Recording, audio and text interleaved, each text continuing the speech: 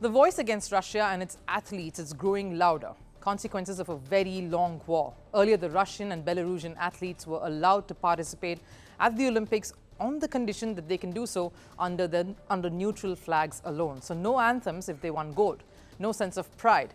And after the Paris mayor voiced her concerns over Russian athletes tainting the event and calling for them being barred from the opening day celebrations, the IOC has now made its decision, kind of towing that line, saying that the athletes from Russia and Belarus will not take part in the opening ceremony at Paris.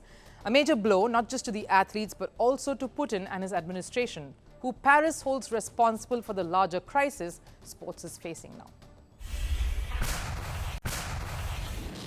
When Russia invaded Ukraine in February 2022, it affected the lives of people in both countries, and a bunch of them happened to be athletes.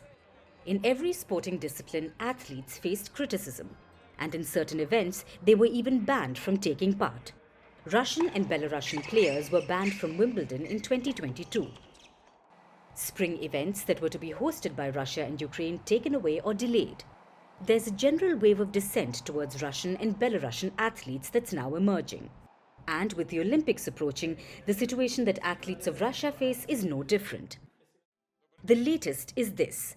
Russian and Belarusian athletes will not be allowed to take part in the opening ceremony at the Paris Olympics. Another nail in the coffin that reads treating Russian and Belarusian athletes as outcasts. The athletes have faced the ire from all quarters. Many expected that the International Olympic Committee, or the IOC, would disallow the Russian and Belarusian athletes' participation, but that wasn't the case. They were allowed to play as neutral athletes. Athletes from both nations won't get the pride of representing their nation. And this inclusion didn't go down too well globally.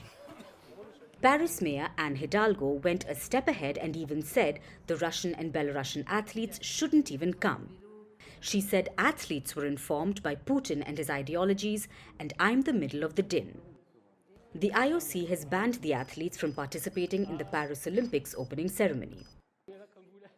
AINs will not participate in the parade of delegations teams during the opening ceremony, since they are individual athletes. But an opportunity will be provided to them to experience the event. This is the same scenario that was used for independent Olympic participants at the Olympic Games in Barcelona in 1992 for athletes from the former Yugoslavia. Secondly, a decision regarding the participation of AIN in the closing ceremony in Paris will be taken at a later stage, taking into consideration that not all teams that enter the closing ceremony, but it's more all athletes joining together. Thirdly, during the victory ceremonies, an AIN flag will be flown and the AIN anthem will be played should an AIN athlete win a medal. Representing your country at the biggest stage is something every athlete aspires to, and that includes being part of the opening ceremony parade. The Russian and Belarusian athletes won't have the privilege to do so. Sure, they'll feature in the tournament, but their laurels will not hold similar significance. But that's what war does, affects the whole nation that is involved. And this was bound to bring a statement from Russia. The IOC's decisions are illegitimate, unfair and unacceptable. We are outraged by the unprecedented discriminatory conditions imposed by the International Olympic Committee on the Russian athletes who compete in an individual so-called nuclear status, who are essentially forced to renounce any association with their homeland, their citizenship, their history, culture, their people. We get that Russia is livid, but was this a discriminatory stance by the IOC? Or was it a right step given the magnitude of the war and the impact a statement can make on a global stage?